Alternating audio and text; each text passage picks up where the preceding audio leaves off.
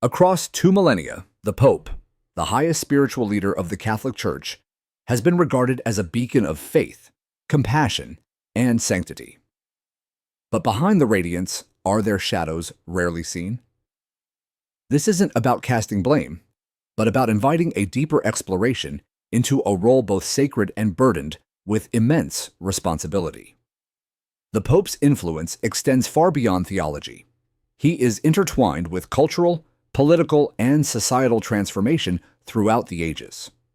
Yet, church history isn't just a story of holy light. It's also filled with moments of moral complexity, difficult decisions, and ongoing controversies. We revisit these moments not to find fault, but to reflect on the deeper meaning of papal leadership, a sacred office balancing spiritual responsibility with the weight of history.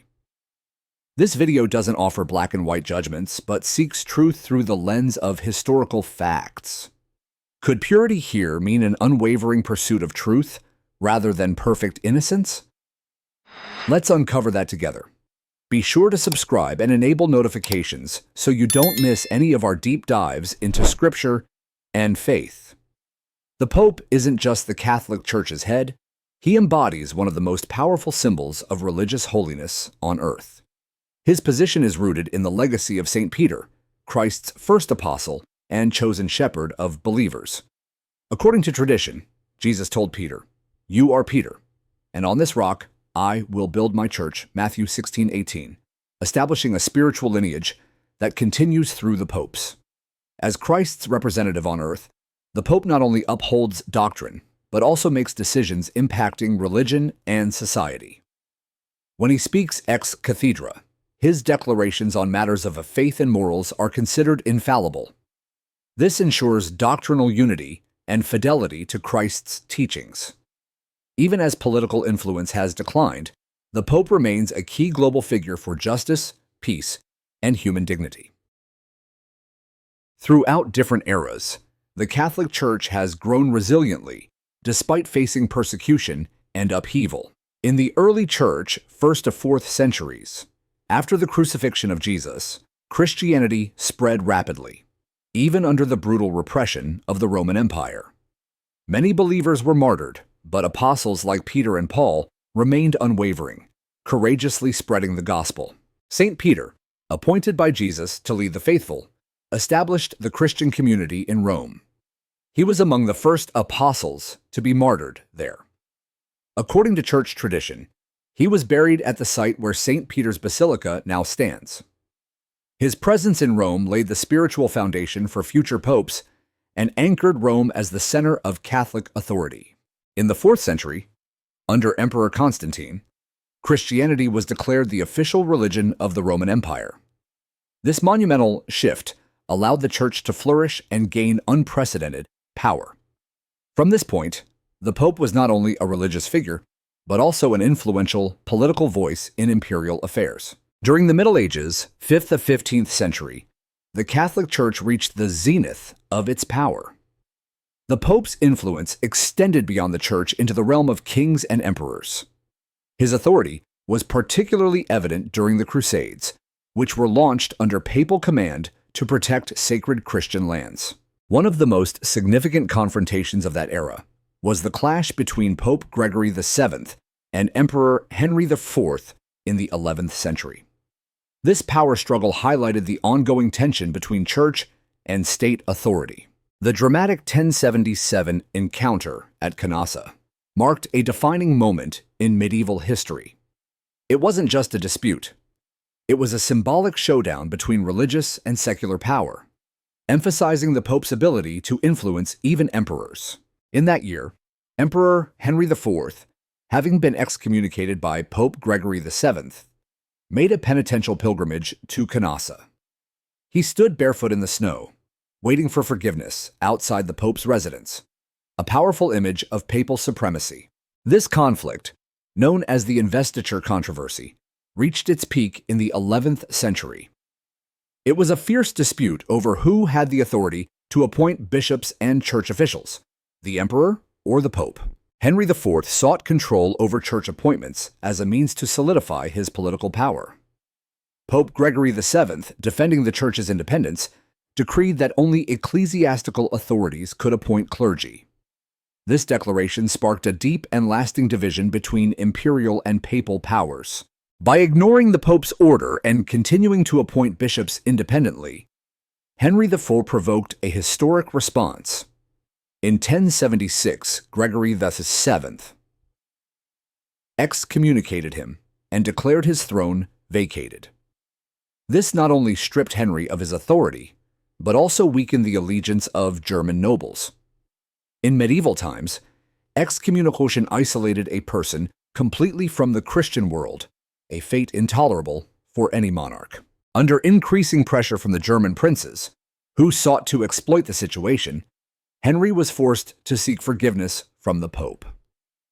In the freezing cold of January 1077, he traveled to Canossa, a mountaintop fortress in northern Italy, where Pope Gregory was staying under Countess Matilda of Tuscany's protection. Henry came to Canossa not in royal splendor but in penance. Clothed in a hair shirt and barefoot, he endured the bitter cold. From January 25th to 27th, he waited outside the castle, pleading for mercy.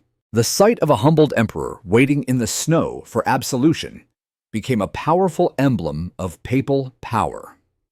On the third day, Gregory VII granted him an audience. In a solemn ceremony, Henry confessed, knelt, and begged to be absolved. The Pope lifted the excommunication, reinstating him to the Church. Yet Gregory remained cautious. He doubted the emperor's repentance was genuine and believed it was driven more by politics than true remorse. Nonetheless, pardoning Henry upheld the Church's reputation for compassion. The Canossa event marked a pivotal moment, showcasing the Catholic Church's supremacy in medieval politics. For the first time, a ruler seen as sovereign in worldly matters had to submit to a spiritual leader, reinforcing the Church's authority beyond theology. The underlying conflict, however, was far from resolved. The power struggle over clerical appointments dragged on for decades and was only settled in 1122 through the Concordat of Worms, a compromise between church and state. Meanwhile, the Church spearheaded the Crusades, religious wars to recapture holy sites from Muslim control. These campaigns had lasting consequences on Europe's structure and on the Church's role in political affairs. Sparked by a request for help from Byzantine Emperor Alexios I, the Crusades were endorsed by Pope Urban II at the Council of Clermont in 1095. He rallied Catholic believers to join the campaign, offering full forgiveness of sins and eternal reward. Inspired by the call Deus Vult, multitudes from across Europe joined the effort, from noble knights to commoners. While some were motivated by piety, others saw opportunity for adventure, wealth, or escape. Between 1096 and 1271, 9 major crusades were launched, each shaping history in its own way. The First Crusade, 1096 to 1099, stands out as the most successful Catholic expedition, resulting in the conquest of Jerusalem and the founding of Crusader kingdoms. Yet, the brutality inflicted on Muslims, Jews, and Orthodox Christians stained this victory with blood. The subsequent Second, 1147 to 1149, and Third Crusades, 1189 to 1192, failed to achieve their goals.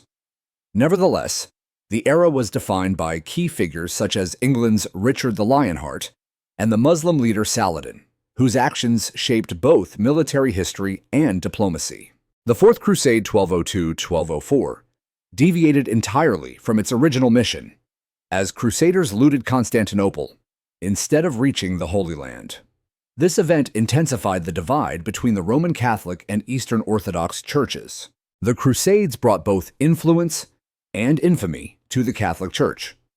Early victories enhanced the Pope's status as a religious and military leader. However, persistent failures and atrocities later eroded public trust. The wars also acted as a conduit for rich cultural exchange. Europe benefited greatly from Islamic advancements in science, medicine, and philosophy, fueling its intellectual revival during the Renaissance. Moreover, The absence of nobles during the Crusades empowered kings and helped build stronger, more centralized states. Despite religious justifications, the Crusades bred deep animosity. The massacres at Jerusalem and Constantinople left wounds that time hasn't healed. Religion was often overshadowed by the pursuit of power and wealth. Ultimately, the Crusades illustrate how faith can both uplift and devastate civilizations. They warn us of the dangers when spiritual ideals are harnessed for worldly ambitions. The Protestant Reformation in the 1500s, led by Martin Luther, fractured Christianity. Luther's opposition to indulgence sales and clerical abuses triggered a mass departure from Catholicism. Pope Leo VII denounced Luther, but failed to prevent the rise of Protestantism. Although the Catholic Church attempted internal reforms, it never regained its dominance in Northern Europe. The Church later contended with challenges from modern science, politics, and social reforms. Religious conflicts and scandals, particularly involving abuse, shook the faith of many. The 1870 unification of Italy marked the end of papal territorial power and the beginning of Vatican sovereignty. Despite facing significant crises, the Church prevailed under the strong leadership of Pope John Paul II. He became a symbol of spiritual guidance and an advocate for peace and human rights globally. Pope Francis, his successor, has continued to advance internal reforms, particularly focusing on societal and environmental concerns. Over the centuries, the Pope's responsibility has not only been to guide believers, but also to safeguard unity within the Church, manage its internal affairs, and occasionally influence political decisions. Though often challenged, the papacy has remained a vital pillar of Catholicism and global society. Alongside its spiritual legacy, the Catholic Church has also faced serious historical controversies that continue to shape public perceptions today. One major controversy is the Crusades. These religious wars, beginning in the 11th century, were initiated by the popes to recapture Christian Holy Lands in Jerusalem from Muslim rule. Pope Urban VI launched the First Crusade in 1096, combining spiritual goals with military expansion. While framed as a sacred mission, the Crusades led to massive bloodshed, affecting not only Muslim armies, but also innocent civilians, including European Jews. Spanning several hundred years, the Crusades represent a troubling chapter in church history, as violence was carried out under the guise of faith. Critics emphasize the contrast between Christian teachings and the destruction caused by these wars. During the Renaissance, in the 16th century, the Church faced new criticism. As European culture and learning flourished, popes like Julius II and Leo X were condemned for their wealth and lavish spending on grand projects like St. Peter's Basilica, while many faithful lived in poverty. Corruption and mismanagement within the Church became common accusations. A deeply problematic practice of the time was the selling of indulgences, pardons for sins in exchange for money. This approach drew strong backlash, as it appeared to commercialize salvation. Many historians see this practice as a catalyst for the Protestant Reformation. Martin Luther's bold opposition in 1517 marked a turning point, denouncing indulgences as spiritual exploitation, leading to the formation of new Protestant movements. Additionally, the Church's response to science brought challenges, such as the infamous trial of Galileo. In 1633, he was condemned for supporting heliocentrism, which conflicted with Church interpretations of Scripture. This trial exposed the Church's resistance to evolving knowledge and scientific progress. While the Catholic Church has undergone numerous reforms in the 20th and 21st centuries, it continues to face criticism and scandal. One of the most severe ongoing crises involves sexual abuse. Since the late 1900s, thousands of abuse cases by clergy against children and adults have been exposed, shaking public confidence, and the faith of believers.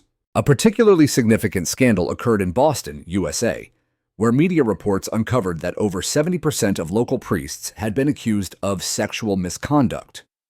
These revelations not only traumatized victims, but also deeply eroded the trust of millions in the Church, especially as attempts to cover up the crimes became evident. The mishandling of these abuse cases led to major international inquiries.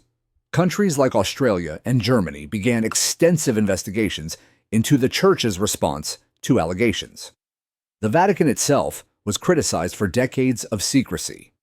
The sexual abuse crisis and the failure to protect children remain one of the gravest stains on the Church's recent history.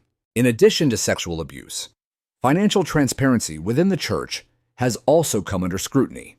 The Vatican, with assets reportedly in the billions, has faced accusations of financial mismanagement. The Vatican bank scandal of the 1980s, involving money laundering and fraud, significantly tarnished the Church's image and raised concerns about accountability. During the 1980s, the Catholic Church was shaken by a financial scandal involving the Vatican Bank IOR, Institute for the Works of Religion. Originally intended to serve religious and charitable missions, the bank was found entangled in serious allegations, including fraud and mafia connections. The crisis intensified following the collapse of Banco Ambrosiano, closely linked to the Vatican Bank, where the IOR was a major investor. Its chairman, Roberto Calvi, dubbed God's Banker, was found dead under suspicious circumstances in London in 1982. Though initially ruled a suicide, evidence later indicated foul play linked to shady financial dealings. Investigators discovered that Banco Ambrosiano had lost approximately $1.3 billion, much of which was connected to Vatican Bank transactions. Claims emerged that the IOR failed in its duties and may have facilitated money laundering through obscure financial channels, igniting public fury. These revelations led to serious questions regarding how church finances were managed. Donors and faithful alike began to question whether their contributions were being used ethically or were diverted into illicit operations. In response to public and governmental pressure, the Vatican launched financial reforms. However, many critics argue that the reforms were insufficient and that key individuals evaded justice due to institutional protection. The Vatican Bank scandal serves as a stark reminder of how transparency and ethics can be compromised even within religious institutions. It shattered the faith of many and highlighted the critical need for reform and adherence to moral integrity. The Church's traditional positions on issues like women's rights, same-sex marriage, and abortion have sparked ongoing controversy. Popes in recent years, notably Benedict XVI, have remained steadfast in defending these conservative views. While numerous countries have legalized same-sex unions, the Catholic Church maintains its opposition, leading to significant tension among believers, especially among the younger generation who see the Church as lagging behind social progress. These past and present disputes show that the Pope and the Catholic Church, despite their spiritual authority, are not above reproach. Such challenges provoke deep reflection on the Church's relevance in a modern world and whether its reforms are truly enough to rebuild trust and uphold moral integrity. The Catholic Church has weathered many crises, but continues to strive toward internal reform. Under papal guidance, it has worked to address past mistakes and consistently spread its core messages of love and peace. A major turning point has been the transformation in its approach to sexual abuse scandals. Especially under Pope Francis, the Church has undertaken bold reforms to combat abuse. He launched the Commission for the Protection of Minors to independently oversee abuse, prevention, and discipline. He has dismissed clergy involved in misconduct and has publicly acknowledged the pain of victims with heartfelt apologies.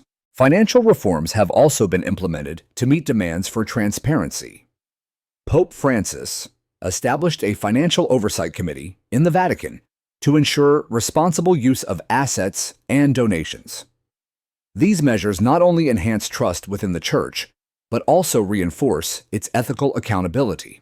Outside of institutional reform, the Catholic Church has been a global force for justice and peace. Amid wars and turmoil, it has consistently stood for reconciliation, advocating dialogue over violence. Pope John Paul II was a powerful voice for peace, especially during the Cold War. He encouraged the peaceful collapse of the Soviet bloc and urged world leaders to embrace dialogue and justice, Insisting peace requires more than the absence of violence. It needs fairness and truth. The Church's role in humanitarian work is just as significant. It has founded countless aid organizations across the globe, offering critical support in food, healthcare, and education for those in dire need. Caritas Internationalis is one of many Catholic efforts responding effectively to crisis zones worldwide. The Church has also championed human rights. Popes have long stressed the sanctity of human dignity and religious liberty for all. Pope John Paul II, during visits to oppressive regimes, condemned censorship and fought for basic freedoms. He was outspoken against apartheid in South Africa and took a stand against modern-day slavery. Pope Francis has continued this legacy, advocating for migrants and the marginalized. He promotes a vision of compassion that treats tolerance not just as charity, but as a duty to humanity. Though the Catholic Church has faced harsh criticism and numerous trials, the popes have led it forward, striving to make meaningful contributions to humanity. From reforming financial systems to addressing abuse scandals and expanding charity work, these efforts aim to rebuild public trust. The popes have tirelessly worked to shape a more peaceful, just, and kind world, showing that the Church is not just a spiritual institution, but also a transformative force in society. The Church continues to stand as a powerful symbol of kindness and a strong advocate for peace and justice across the globe. In this video, we've taken a closer look at the Pope and the Catholic Church, an institution with vast global reach. We've learned about its origins, development, and the Pope's role in guiding both faith and social progress. We haven't overlooked the difficult aspects either, the dark chapters of the Crusades, the issue of selling indulgences, or the painful sexual abuse cases. But alongside these, we must acknowledge the Church's important reforms and its humanitarian work in fostering peace and defending human dignity. These insights now offer you the chance to consider and evaluate the Catholic Church and the Pope from your own point of view. Will their positive strides in recent years be enough to restore trust and preserve their reputation? Or do the lingering shadows of the past still cloud the present? It's crucial that we take a balanced approach, appreciating the complexity of this issue rather than reducing it to a single narrative. Thanks so much for spending time with us in this video. If you enjoyed it and want to keep exploring topics like this, please give it a like and subscribe. Share your perspective in the comments. I'm eager to hear your thoughts. See you next time.